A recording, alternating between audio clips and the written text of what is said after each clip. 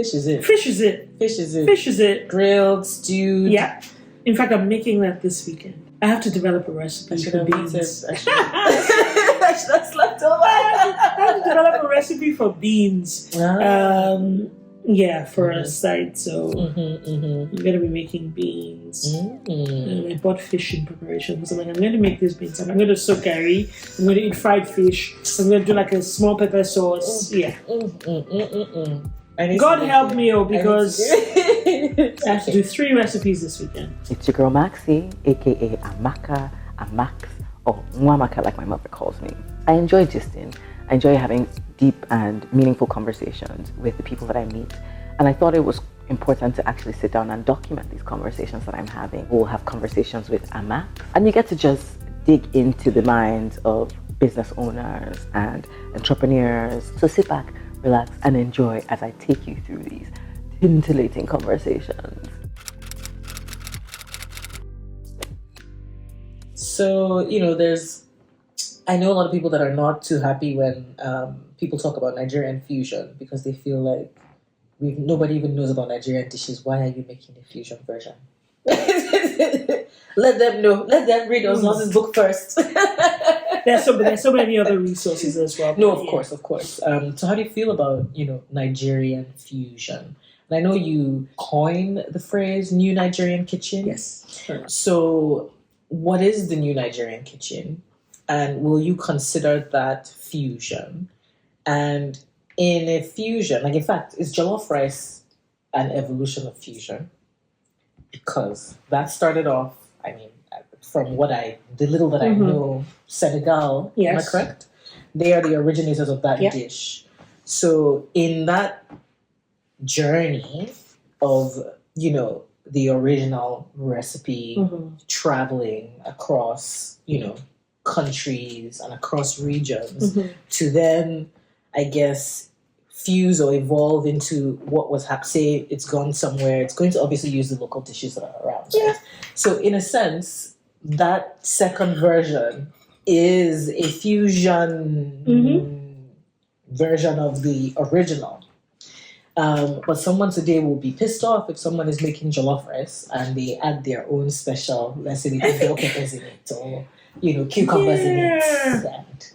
And, this is me just going, I'm saying random things, but it's all right. When I think of fusion,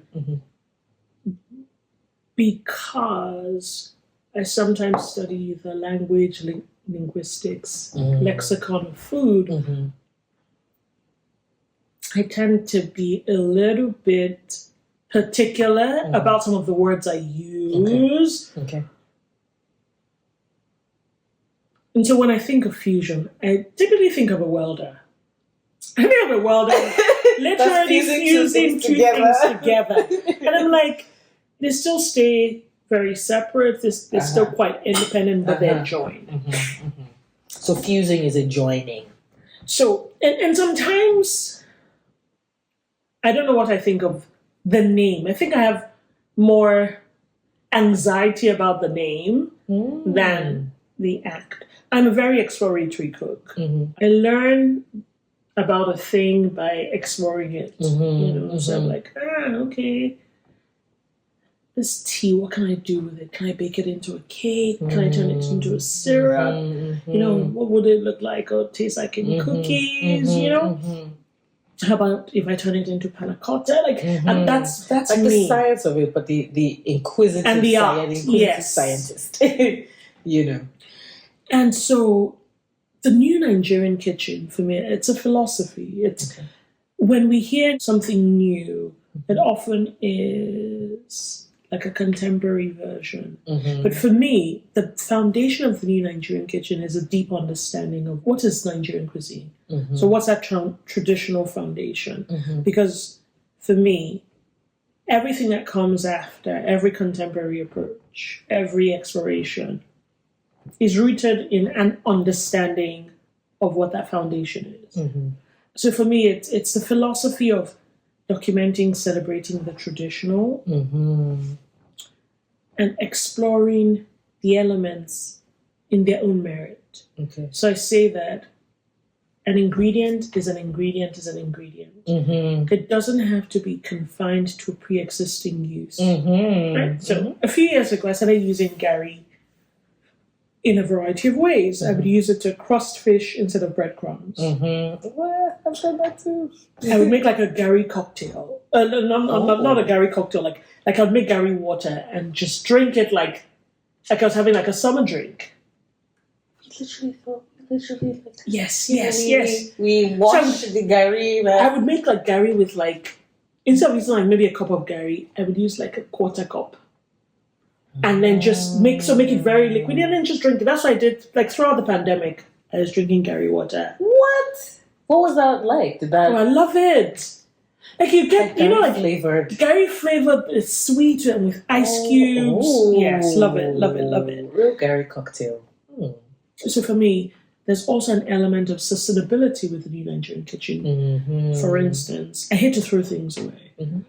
I try to understand preservation. How I would buy thousands, not like thousands of nairas worth of agbalumo, and I would process it, separate the seeds, separate the flesh. And I'm like, I have all of these skins. I don't want to throw them away. What can I do with them? And then I'd research and find out what to do with them. In ways that perhaps are not non-traditional. Okay. Like most people, like for a long time, my kids didn't know how to eat agbalumo from the agbalumo. Because there's always frozen agbalumo seeds, frozen agbalumo flesh. So they would just go separate there and just you know what I mean? The first time I asked my son to bite agbalumo, you know when you press agbalumo and it splits at the top? You're going home at a good time. Because it's agbalumo season. Yeah. So my son bit it from the side. I'm like, what? But I realized he had no way of knowing. No one taught him. Yeah. So for me, it's like, what's the path of minimal waste? So I would make zobo and I wouldn't throw away the calyxes. I would turn them into like a sauce and turn that into jelly. So. Wow. So for me, it's really understanding the ingredient. So like, Gary is not only forever. We can do more with egusi. So I would do like toasted egusi and have it as a snack. I would do like, it was nice. Nice. It's nutty. I made like an egusi pesto. I loved scent leaf. And once I had like, my garden was overflowing with scent leaf. So I made like a scent leaf dipping sauce. And I was like, oh, the best thing is so good. I made it with coconut, scent leaf, and I was like, plantain chips doesn't just have to be a snack. So I would pair the plantain chips and the pesto, and it was outstanding. And I would do things like, pawpaw. I remember once I had made a fresh pawpaw salsa, like you'd make a mango salsa, and it was a lot left, and I was like, I don't want to throw it away, but it's not fresh enough to eat. So I cooked it into a chutney. Ooh. And that's something I still make to this day. This was like 5 or 6 years ago. Right? Chutney. It is amazing. I make it with like a salad that's inspired by the street pairing of cassava and coconut. So like bobozi and coconut. But I turn that into a salad with herbs. So I have coconut, diabacha, herbs, a variety of peppers. Then I make a peanut butter sauce, and then I serve it with a pawpaw chutney. Sometimes pickled onions, sometimes prawns or fish. So yeah. So New Nigerian Kitchen, celebration of the traditional, exploration of the ingredients, just trying to understand, right? Not dismissing anything. So have you picked up any lessons as you began this exploratory journey, especially with trying to maximize, like specific ingredients? Like, is there anything that you've absorbed or learned from this process of really, I don't want to use the word eco-friendly, but being as sustainable as you can possibly be with an ingredient? Like, I know there are people now that they do this no waste. There's a no waste policy where they will take food all the way to till there's no waste, really. So is there anything that you've learned from this process so far? Or even just, the journey that you've kind of experienced, with food personally? I think food is very giving, but also very forgiving. And with the exception of a few you're dropping things. lines. Sorry. I love it. It's giving but forgiving. With the exception of a few deadly things, right?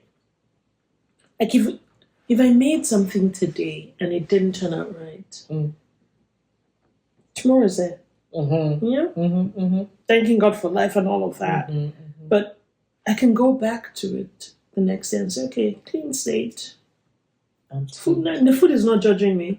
The food is not saying you can't come back. I'm the one who made it, So it's that forgiveness is something that has been very, very important to me. But also the fact that food has so much potential to be different each time. It's that girl that is showing up to every situation in like 1,000 different ways.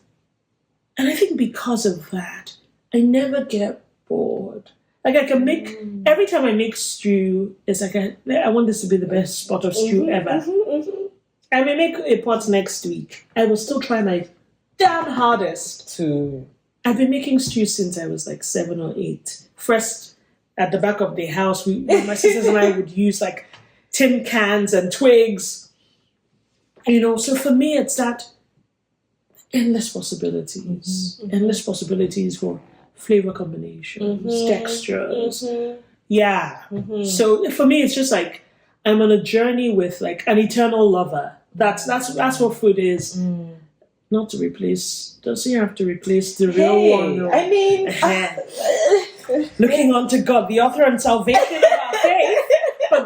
But it just gives me so much joy. I am never bored. Never. Even when I don't feel like cooking. Because my love is not tied to the act of preparation.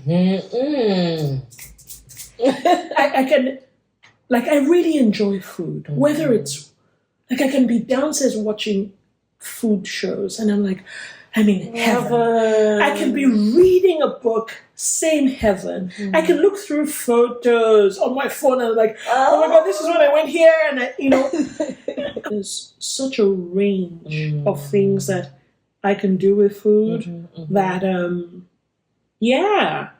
I've definitely found my one thing. Definitely. I love that. And it does show. It shows in who you are, really. And in everything that you embody. Is there anything that you think people don't know about you when it comes to food that maybe you think would be nice to know? Anything interesting based on your experience with engaging with food or even interacting with other people too who are in the food industry in Nigeria as well? Like what's that been like too? Because there are people who are sticklers for like things to this is tradition. I've had Nigerians swear for me. Hey, and say the day you kill yourself for eating some combinations. Yes. I did a recipe once. It was like ube, but I made it into like a guac. And spread it on like waffle toast. And decorated it with water leaf flowers, which are edible. Yes. And people were like, eating water leaf flowers, God forbid, you will kill yourself one day. But then it's not poisonous, is it? It's not. And I guess the thing that people speak without actually having done the research. I research before I get into the kit. That's one of the things that I love, right? So I do a lot of research before you experiment. So I think with things about me, I'm just such an. Okay, I didn't eat till I was 9. I love food. What else? I have an EpiPen. Really? Because once, like 2 years ago, I went to a restaurant in Ottawa And I was like, oh, my neck is feeling warm. Oh. And I could feel my jaw was swelling. I was eating something. My jaw was swelling. And I asked the kids, wait, is my jaw swelling? And I looked from my jaw. It was our first night in Ottawa. Oh. I ended up in the ER till like 3 a.m. Oh no! Did you know what you were? After that, I did like a test and nada. So yeah, I have an EpiPen just in case. And I try to take it with me everywhere. Wow, that's incredible. Yes. I guess the body acts funny and changes because I apparently, as a baby, up until about maybe 2, I was allegedly allergic to eggs. Today, yeah. So the body, I guess, does change. It does. Fun fact. Fun fact. Are there any, what's the word that I would use now?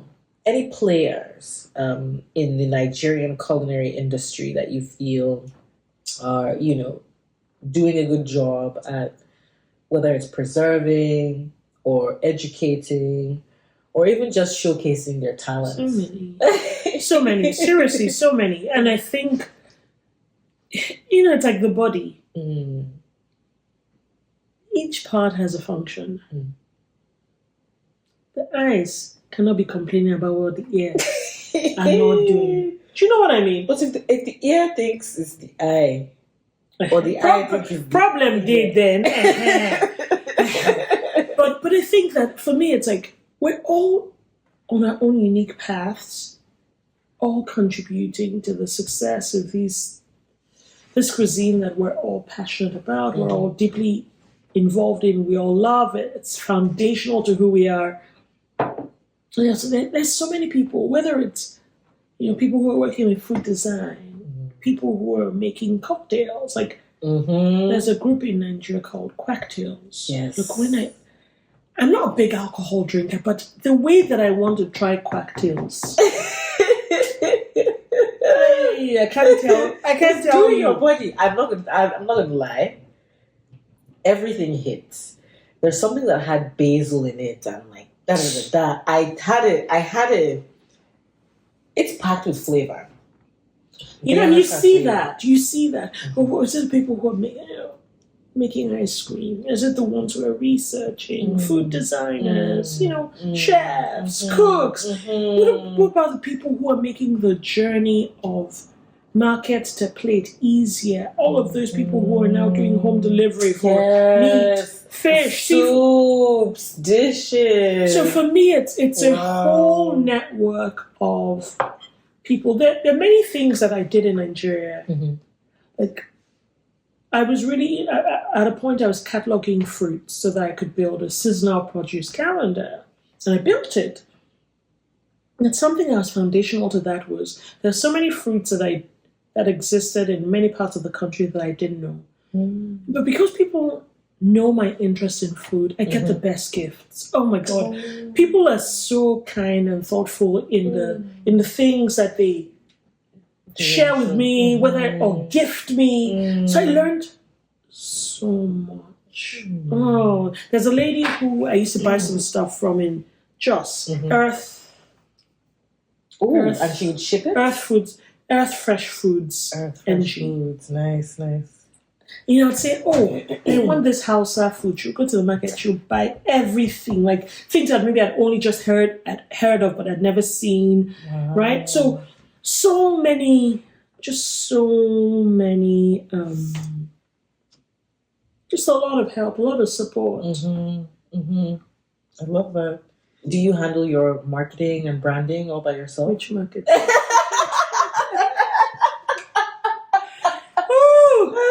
Your work just markets itself. I do. I mean, I don't think of it as marketing and branding. It's been an essential part of me. But I remember actually saying to myself a few years ago, you know what, I want to become better at social media and doing things. And I remember hiring the services of a digital marketing expert. We spent a couple of hours together. And so those content pillars, so we could extract them. People liked it when I showed my face. So we could, and then I said, okay, that now gave us information and knowledge for how to set up things. So I said, okay, I'd be doing something called Market Mondays. And I'd have like 2 or 3 days in the week. Not a lot of it has lasted, but I still do Market Mondays. So I think that's the most I've done, like just trying to understand my content, who likes what.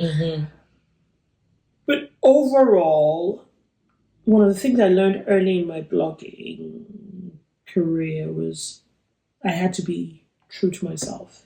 So I had to look not at the audience, I had to look at me.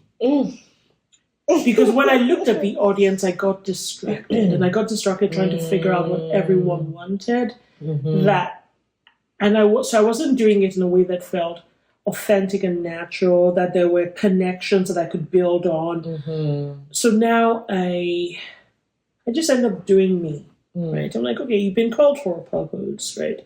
So yeah, I just do me, and I know that there are people it will resonate with. I used to want it to resonate with millions of people, but I'm okay with that one person. Sometimes not.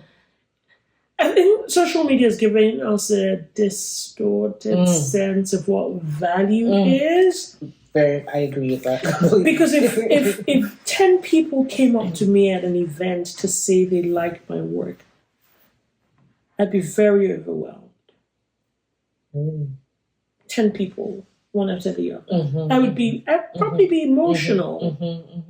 But when I get 10 likes on a post, it feels like, different. It feels like people are not liking it enough, right? So as a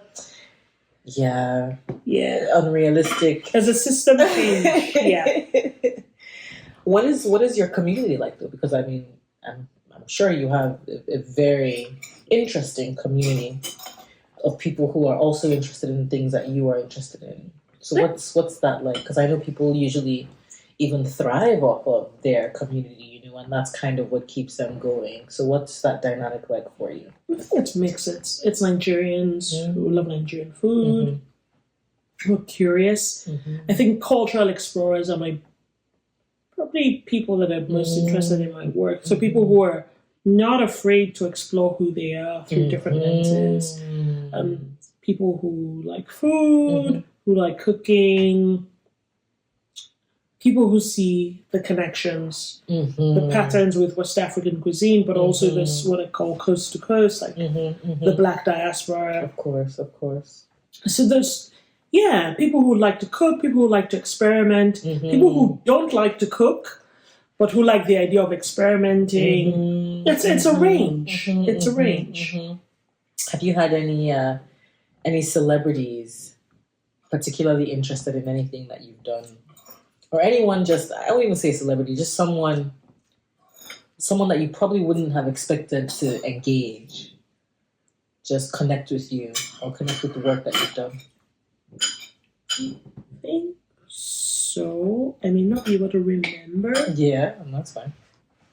But I think that people that I've connected with out of a love for food, the people who have much bigger platforms than I do, who we chat and talk about this shared love for food and curiosities about each other's cuisine.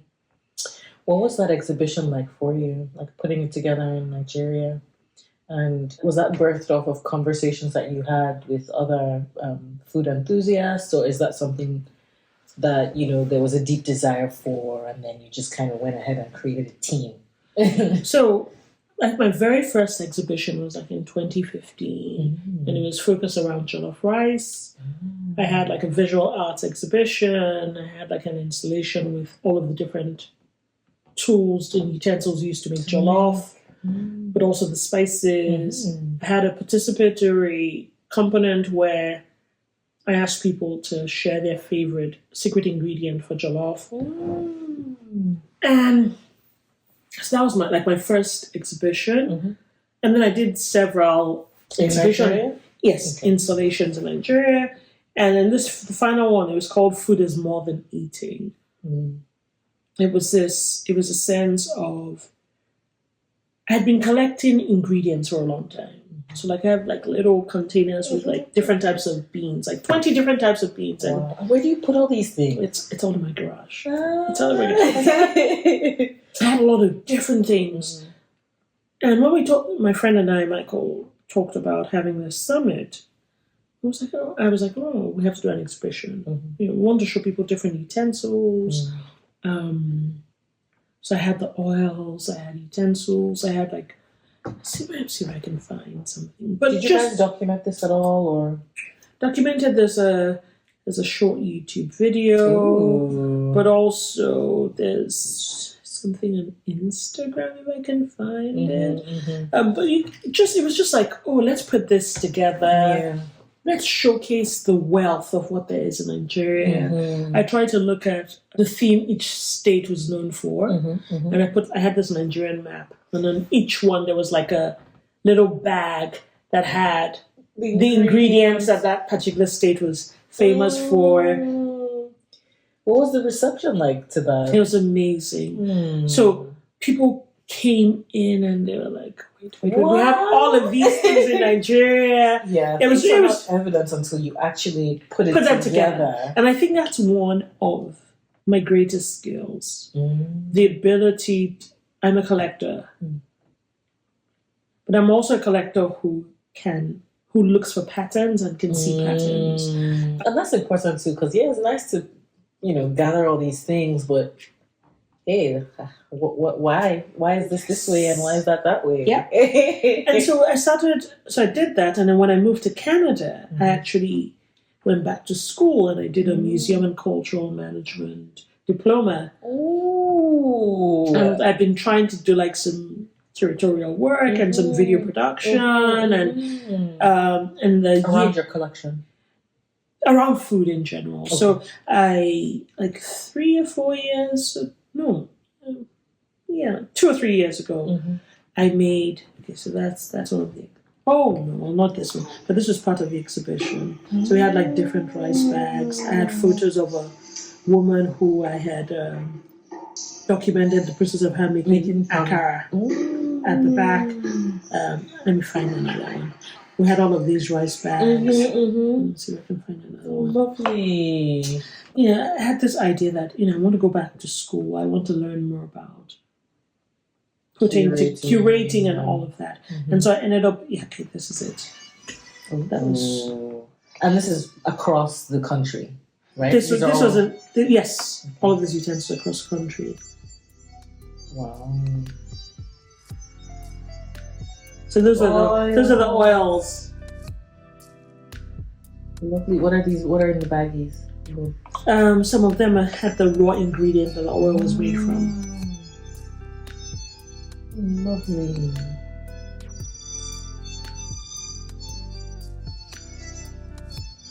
Wow. And this is what is this technically called? This is what they make masa. Yes. Casco. And is it cast iron? No, these are aluminum. And I'm obsessed with kilishi. Like, it looks so amazing. I'm obsessed with the textures. It looks like art. I hope you enjoyed that. Sorry to cut it short, but catch us next week for the next part of these conversations. Mwah.